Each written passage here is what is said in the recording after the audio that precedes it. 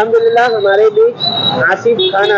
Block president, former block president खड़े हैं। आसिफ भाई, आपसे 2-3 सवाल करना चाहूँगा कि जिस तरीके से खान कंपाउंड में जो तोड़ू कार्रवाई चालू है उसके खिलाफ आप उसके बिहाइंड आप क्या बोलना चाहोगे, उसके लिए आप क्या बोलना चाहोगे? भाई मैं यही बोलना चाहूंगा हमारे मुंद्रा कोसा की आवाम को कि जिस तरीके से कुछ महीनों पहले जो पंजाब के बाढ़ पीड़ितों के लिए जो हमारे मुंद्रा शहर ने बढ़ चढ़ कर के हिस्सा लिया और काफी बड़ी तादाद के अंदर जो है वो पंजाब के लोगों के लिए जो है मदद भेजी गई, उसी तरीके से आज मुंद्रा शहर के हमारे बहुत सारे गरीब भाई बहनों के घर उजड़ गए, एवी के कंपाउंड में, खान कंपाउंड में, सदरू कंपाउंड में। तो ये हमारा पहला फर्ज है कि जिस तरीके से हमने पंजाब तक का अपने शहर से मदद भेजी, तो ये तो हमारे शहर के रहवासी लोग हैं, इनको तो ज्यादा से ज्यादा तादाद में मदद हम लोगों को भेजना चाहिए। तो बस ये रिक्वेस्ट करूंगा मैं आपकी इस वीडियो के माध्यम से कि मुंद्रा की जो आवाम है, हमारी माँ बहनें, हमारे भाई बुजुर्ग, हमारे नौजवान पीढ़ी के जितने लोग हैं, उन लोगों से रिक्वेस्ट करूंगा कि जितनी ज्यादा से ज्यादा मतलब मदद हो सके वो मदद करें।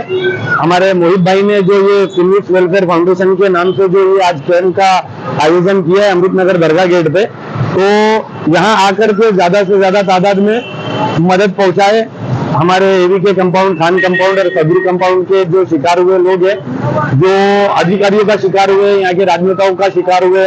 जिनके लाखों रुपए जो मेहनत खून पसीने के जो लगाए गए थे, बिल्डिंगों में घर खरीदे गए थे, इनके जो आशियाने उजाड़ दिए गए महापालिका द्वारा, तो इन लोगों की मदद ज्यादा से ज्यादा हो सके, इसलिए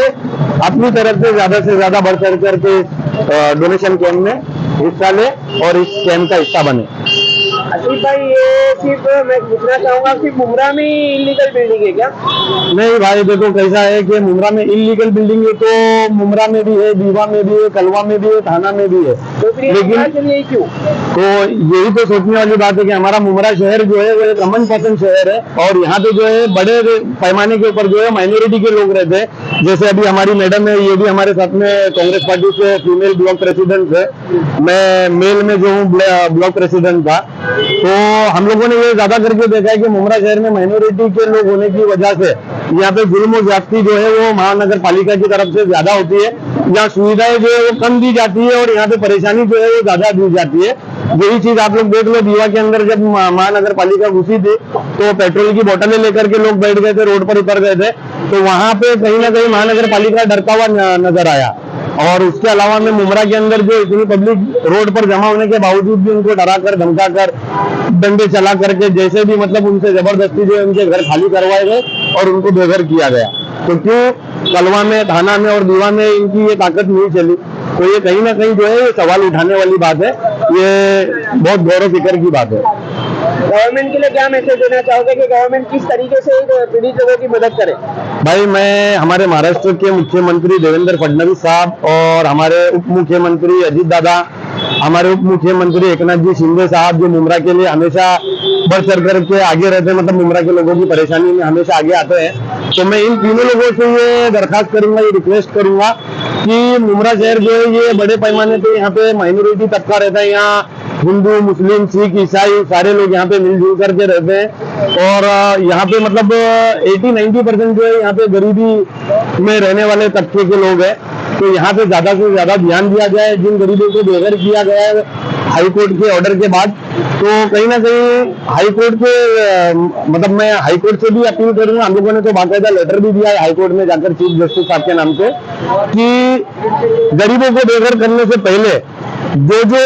इन साजिशों के अंदर शामिल है, जो बिल्डर शामिल है, जो नेता शामिल है, जो नगर सेवक शामिल है, जो अधिकारी शामिल है, इन गरीबों को बेघर करने के लिए और इनके लाखों रुपए को जो है वो आग लगा देने के लिए, फूंक देने के लिए, तो सबसे पहले इन अधिकारियों पे, इन नेताओं के ऊपर कार्रवाई की जाए, इनकी संपत्तियों को जब्त किया जाए और वो जब्त की हुई संपत्ति से जो है जितने गरीबों को बेघर किया गया है, कहीं ना कहीं जो है वहाँ पे जहाँ पे भी इनको गवर्नमेंट की जहाँ जमीन है वहाँ पे SRA के माध्यम से, महाड़ा के माध्यम से वहाँ पे घर बनाए जाए और उन गरीबों को जो है वो घर मुहैया किया जाए। अभी भी ऐसा भी पता चला है आसिफ भाई के 2 बिल्डिंगें नहीं टूटी है और खान कंपाउंड में जैसे कि तो एक डर का माहौल फैला हुआ है, ये बिल्डिंगें और भी टूटने वाली है, तो कुछ लोग बिना मतलब डर के खाली कर दे रहे, उनको भी उन्होंने डोनेशन मतलब उनका डिपॉजिट रिटर्न नहीं कर रहे, तो इस मामले में उनकी आप क्या हेल्प कर सकते हैं? भाई देखो, अगर ऐसा कोई गरीब परेशान है जिसको बिल्डर की बिल्डिंग नहीं टूटी है और उसके बावजूद भी अगर भाड़ूत अगर घर खाली करने के लिए मांग रहा है और बिल्डर जो है डिपॉजिट उनका वापस नहीं कर रहे हैं, तो ऐसे लोग जो है इंशाल्लाह हमारे पास आए तो मुमरा पुलिस चौकी द्वारा, टाइगर पुलिस चौकी द्वारा हमारे से जो भी मदद बन पड़ेगी। देखो आप लोगों को तो मालूम है हम लोग यहाँ पे मुमरा शहर के अंदर सत्ता में नहीं है, लेकिन उसके बावजूद भी हम लोगों से जितना हो सकता है हम लोग अपनी ताकत के ऊपर जो है उनको हर मुमकिन मदद दिलाने की कोशिश करेंगे।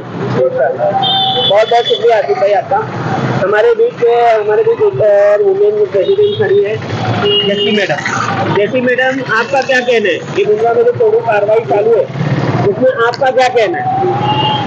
देखो मैं 11 ब्लॉक से जसप्रीत कौर जस्सी, मेरा भी यही कहना है भाई, जो बेइंसाफी हो रही है मुंगरा वाले लोगों के साथ इलीगल को लेके, क्यों ऐसा? या तो पहले ये बनने मत दो, तो अगर लोगों को बना ही दिया तुमने आशियाना तो छीन क्यों रहे हो? या अगर छीनने का उनको पहले कुछ तो उनको थोड़ा बहुत प्रोवाइड करना चाहिए, तो उनका बंदोबस्त तो होना चाहिए ना किधर रहने का। ऐसा डायरेक्ट तुम आ रहे कार्रवाई कर रहे, अच्छी बात थोड़ी है। लोग इतने भी हमारे मुंब्रा शहर के लोग इतने अगर कैपेसिटी रखते होते तो टीएमसी में जाते ना वो लोग, बाहर से लोग आके बेचारे जितनी उनकी कैपेसिटी है उतने में ही वो घर लेंगे ना। घर बनने के बाद उनके वहां पे रहने के बाद फिर आप कार्रवाई करते हो, तो ये सरासर गलत है ना। मैडम का बोलना ये है कि इतने वक्त तक का प्रशासन का दौर आता, इतना वक्त हो गया, आप लोग भी देख रहे होंगे, मुमरा की सोशल मीडिया भी देख रही है, मुमरा की आवाम भी देख रही है।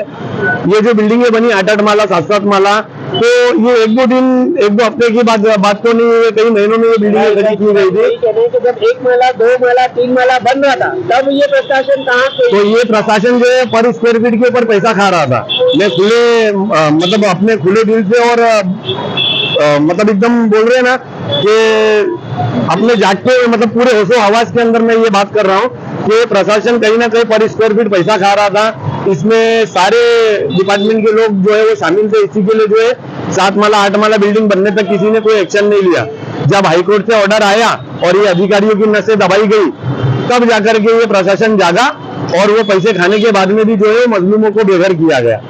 तो इतने टाइम तक जब वो बिल्डिंग बन रही थी, अगर प्रशासन उसी टाइम में जागा होता, बिल्डरों की बिल्डिंगें नहीं बनी होती, लैंड ओनरों ने बिल्डरों के साथ सेटअप नहीं किए होते, तो शायद आज ये जो हमारे लाखों घर जो बेघर हुए हैं, तो शायद इनका पैसा बच जाता, ये गरीबों को आज बेघर नहीं होना पड़ता।